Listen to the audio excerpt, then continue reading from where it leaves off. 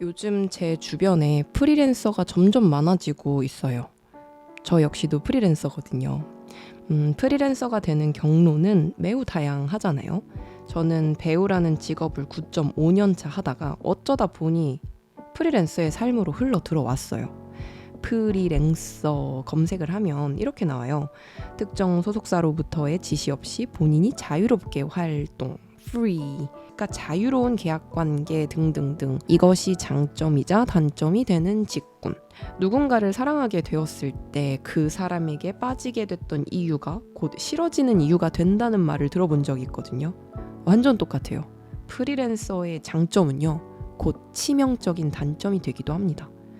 제가 생각하는 프리랜서가 가장 주의해야 하는 점은요, 자유가 할 일 없음으로 바뀌어서 무기력이라는 구렁텅이로 나를 몰아가는 이 부분.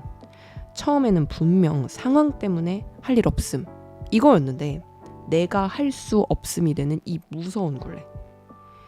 이런 무기력 굴레에 빠지면 괴로운 건 나예요.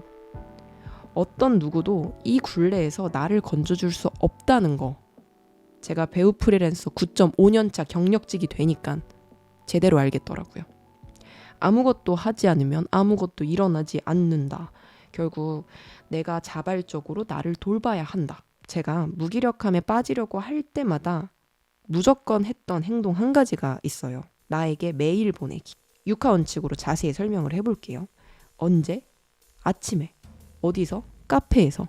무엇을? 매일 쓰는 것을. 어떻게? 내 이름을 불러주면서. Dear 우연.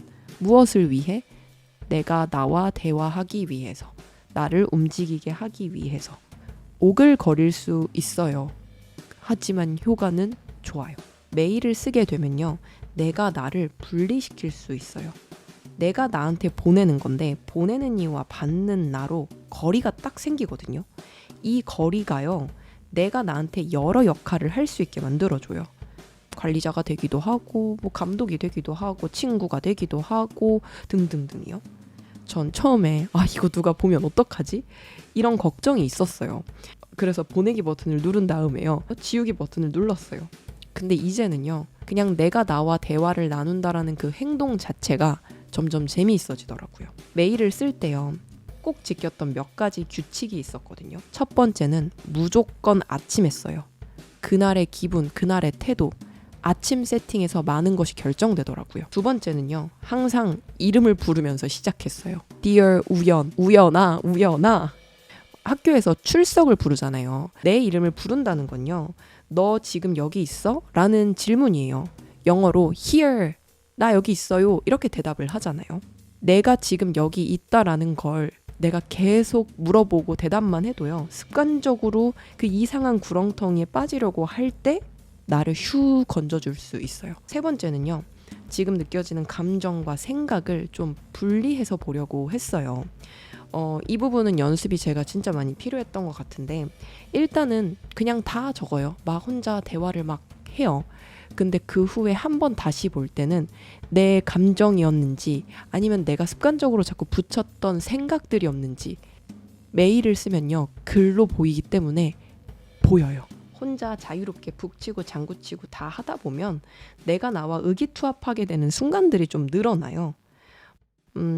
물론 이 행동이 모든 걸 확 달라지게 하는 건 아닐 수도 있어요. 하지만 내가 무기력할 때 매일 아침 나한테 메일 보내기를 통해서 제가 조금씩 스스로 저를 독려하고 움직일 힘을 내고 있다는 걸 좀 알게 되었거든요. 나를 돌보는 일이요, 그저 가만히 있는다고 잘 되는 게 아니에요. 내 감정, 내 몸을 관리하는 것만큼 에너지가 진짜 많이 쓰이는 일도 없거든요. 아침에 어디에서든 나와의 대화를 나를 위해 꼭 시도해보세요. 혹시 혼자 하는 게 좀 어렵잖아요. 그럼 댓글로 이름이라도 불러주세요. 제가 피처링 제대로 해줄게요. 8주 정도 시간 투자가 스스로를 위해 많은 걸 변화시킬 수 있다고 하더라고요. 혼자 하는 게 어려우면 함께 해봐요. 우연 프리랜서는 오늘도 나름 순항했던 것 같네요. 우리 함께 순항해요. 라이프 추잉 우연 로그. 책은 가방에 있습니다.